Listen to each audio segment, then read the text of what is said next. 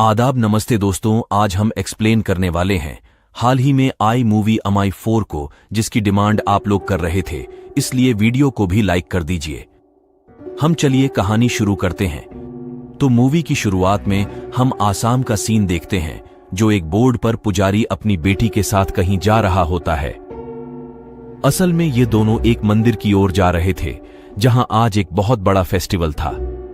तब पुजारी की बेटी अपने पापा से पूछती है कि हर साल ये फेस्टिवल क्यों लगाया जाता है, जिस पर पुजारी बताता है कि कई साल पहले इस गांव में एक बाघ नाम की बुरी शक्ति रहती थी, जो पानी और जमीन दोनों पर रह सकती है और वह किसी भी इंसान को मारकर उसका रूप ले सकती है। इसके बाद कुछ बड़े पुजारियों ने मिलकर करीब 100 साल पहले उस बाघ को कुछ रीति रिवाजों के साथ कैद कर दिया था, जिसके कारण यह फेस्टिवल रखा जाता है। तभी बातों के दौरान लड़की का हाथ कट जाता है, जिससे खून बह रहा था, और उसी समय पुजारी का चप्पू एक जगह अटक कर टूट जाता है और हम देखते हैं कि यह तो वही जगह है जहां पर बाघ को कैद किया गया था, और अब चप्पू लगने के कारण वो ढक्कन टूट गया, जिसमें से बाघ बाहर निकल आया। वहीं पुजारी की बेटी का खून पानी में भी गिरा था, जिसके कारण बाघ सीधा पुजारी की बेटी पर अटैक करता है, और अगले ही पल हम देखते हैं कि पुजारी की बेटी तो पानी से मछली निकालकर खा रही है। ये देखकर पुजारी उसे ऐसा करने से मना करता है।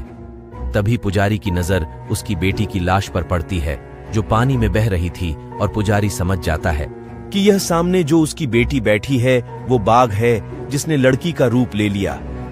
अब ये बाघ पुजारी पर भी हमला करता है। उसी समय मंदिर में देवी की पूजा हो रही थी, जिससे बाघ थोड़ा कमजोर पड़ गया था। तब पंडित जी पवित्र जल छिड़ककर उस बाघ की आत्मा को एक लोटे में कैद कर लेते हैं। इस पर बाघ तड़पने लगता है कि मेरी आत्मा को छोड़ दो, पर यहां पुजारी कहते हैं कि तूने मेरी बेटी को मारा है, अब से तू ऐसे ही हमेशा के लिए मेरी बेटी बनकर रहेगा। अब बाघ की आत्मा जिसके पास होती है, बाघ उसकी हर बात मानता है, इसीलिए बाघ को पुजारी की बात माननी पड़ती है। हालांकि बाघ पुजारी पर काफी गुस्सा था। फिर पुजारी बाघ को अपने घर अपनी बेटी की तरह ही लाता है, और अपनी बीवी को भी नहीं बताता कि ये उनकी बेटी नहीं बाघ है, ताकि उसकी बीवी को दुख ना हो। अब अगले सीन में हम श्रवण नाम के एक आदमी को देखते हैं, जो कि एडवोकेट है, और वह लोगों की मदद भी करता रहता है, लेकिन उसका काम ज्यादा अच्छा नहीं चल रहा। इसके बाद हमें सेल्वी नाम की लड़की को दिखाते हैं, जो कि श्रवण की बहन है, और यह 10 साल पहले श्रवण के घर से चली गई थी, क्योंकि उसे एक लड़के से प्यार था, जहां इन्होंने जाकर श्रवण की मर्जी के बिना शादी कर ली थी। पर श्रवण अपनी बहन के जाने के बाद भी उसे आज भी याद करता है। खैर, शैलवी शादी के बाद अपने परिवार के साथ काफी खुश रहती है, और शैलवी के परिवार में उसका पति, उसकी एक बेटी शक्ति और एक बेटा है, जिसका नाम उन्होंने श्रवण ही रखा है, क्योंकि शैलवी को भी अपने भाई की याद आती है, पर वह 10 साल से उससे मिलने नहीं गई। अब एक दिन शैलवी का पति जॉगिंग करने निकलता है, तो उसे रास्ते में प्रेसिडेंट का बेटा मिलता है, जो अपने कैमरे में नेचर की रिकॉर्डिंग करता था, और उससे हाय हेलो करने के बाद शैलवी का पति आगे बढ़ जाता है। फिर वहां से थोड़ा आगे आने के बाद शैलवी के पति को धुआं दिखता है, और उसे धुएं से एक हाथ आकर उसे मार डालता है। फिर अगले सीन में वही आत्मा शैलवी के पति का रूप लेकर वापस अपने घर लौट आता है, और हम समझ पाते हैं कि यह काम जरूर बाघ का है। तो अब शैलवी का पति अंदर आते ही अपने बच्चों के बारे में पूछता है, खासकर शक्ति के बारे में, जिस पर शैलवी हंस के ये बात टाल देती है कि ये जरूर मजाक कर रहे होंगे। पर तभी गांव के कुछ लोग उसे बुलाने आते हैं, और शैलवी जल्दी से उनके साथ चल देती है। थोड़ी देर में रवि रिकॉर्डिंग करते हुए शैलवी के घर के पास आता है, और वहां कुत्ता भौंके जा रहा था, इसलिए रवि अंदर देखने जाता है, तो वहां कुएं के पास तो शैलवी की बेटी शक्ति बेहोश पड़ी थी, जिसके सर पर चोट थी। वही रवि कुएं में देखता है कि शैलवी तो फांसी लगाकर मर चुकी है। लेकिन अब यहां सोचने वाली बात तो यह थी कि गांव वाले तो शैलवी को अपने साथ लेकर गए थे, क्योंकि उन्हें शैलवी के पति की लाश मिली थी। पर यहां तो असली शैलवी फांसी लगाकर मर चुकी है। इसका मतलब है कि बाघ ने शैलवी को भी मार दिया, और वहीं शैलवी के रूप में वहां गया है।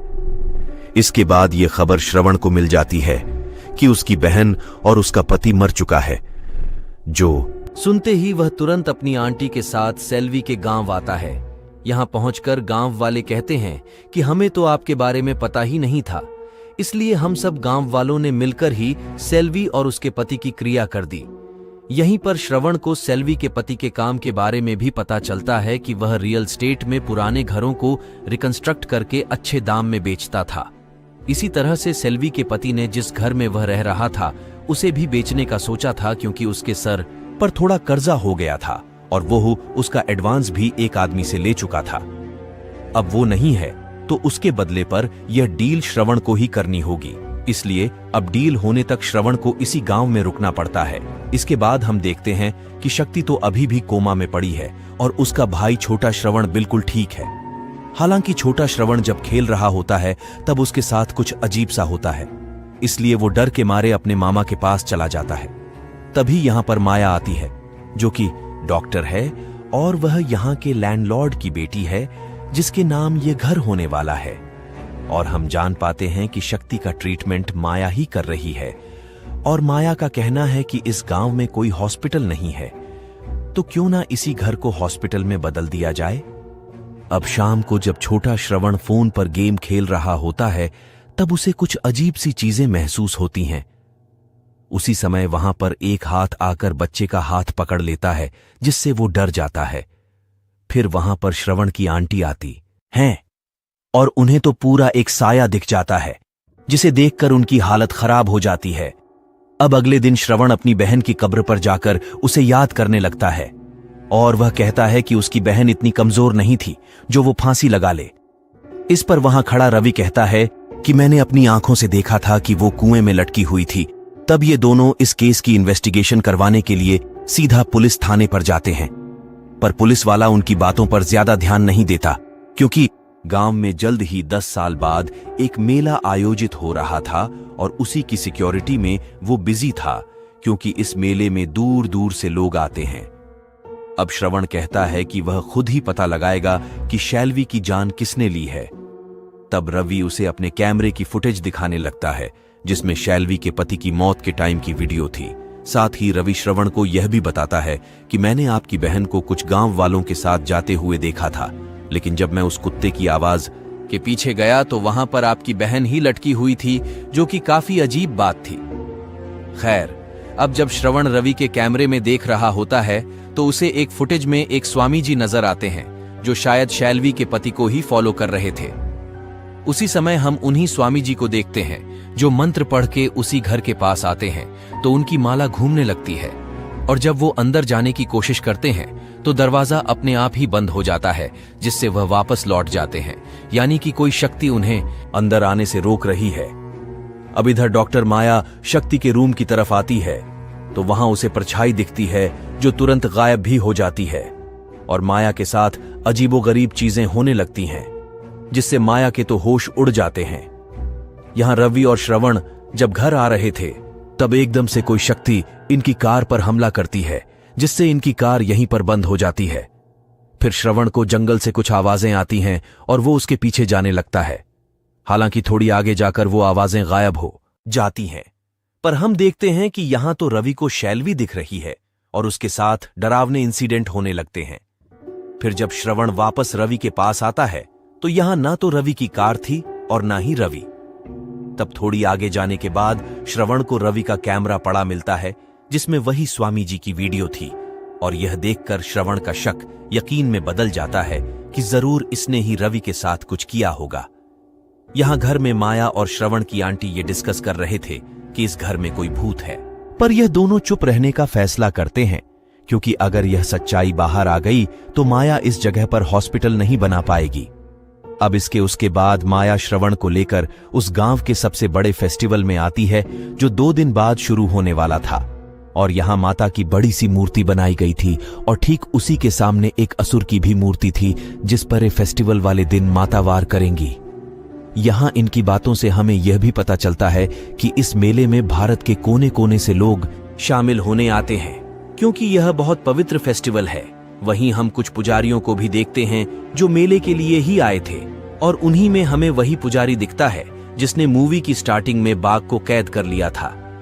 अब जब यह पुजारी मंदिर में जाने लगता है तो मंदिर के ऊपर देखकर इसके होश उड़ जाते हैं और वह यहां से भाग निकलता है। अब इसने ऐसा क्या देख लिया था वह हमें आगे पता चलेगा। इधर हम श्रवण को देखते हैं जो कहीं जा रहा था, तब उसे जंगल में रवि की कार दिखती है जो पेड़ से टुकी थी और उसी पेड़ पर रवि की लाश भी पड़ी थी, जिसे देखते ही श्रवण पुलिस को बुला लेता है और प्रेसिडेंट अपनी बेटी की मौत पर बहुत रोते हैं, क्योंकि 2 दिन बाद तो उसका बर्थडे था और उससे पहले ही वो ये दुनिया छोड़कर चला गया।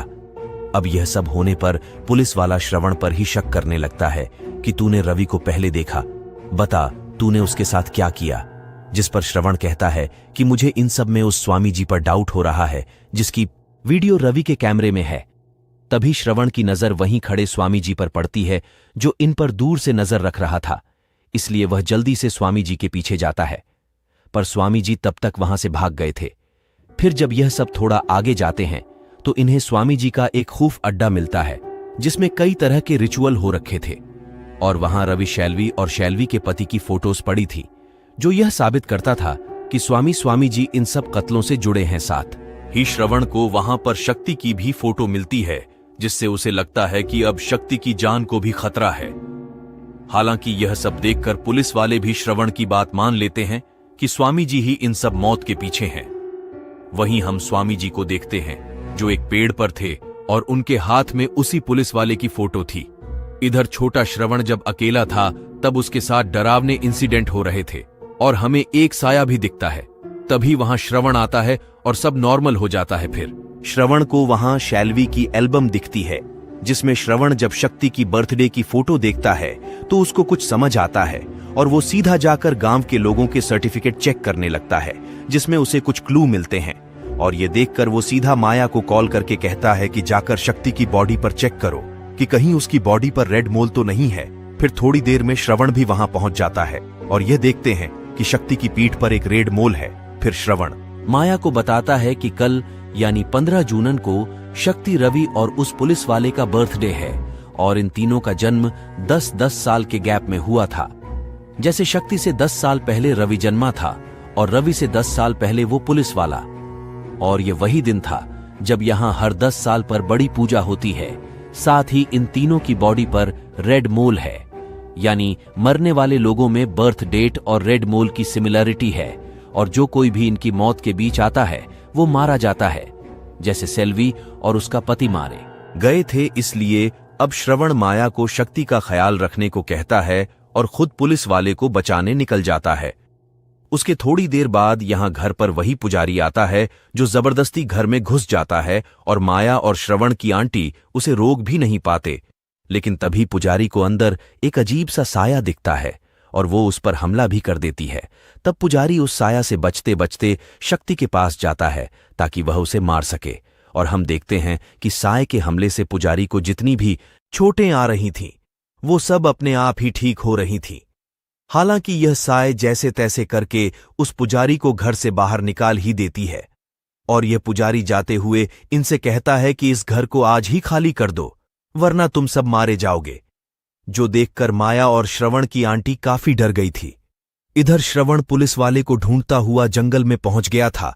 तभी उसे मां वहीं स्वामी जी दिखते हैं जो पुलिस वाले पर रिचुअल कर रहे थे और यह देखकर श्रवण स्वामी जी से भिड़ जाता है। अब जब ये दोनों लड़ ही रहे होते हैं तो पुलिस वाले की बॉडी अपने आप हवा में जाती है और फिर वह तुरंत गिरकर मर जाता है, जिस पर स्वामी जी श्रवण से कहते हैं कि तुमने रिचुअल खराब करके सब कुछ बिगाड़ दिया। मैं तो इस पुलिस वाले को बचा रहा था उस बाघ से।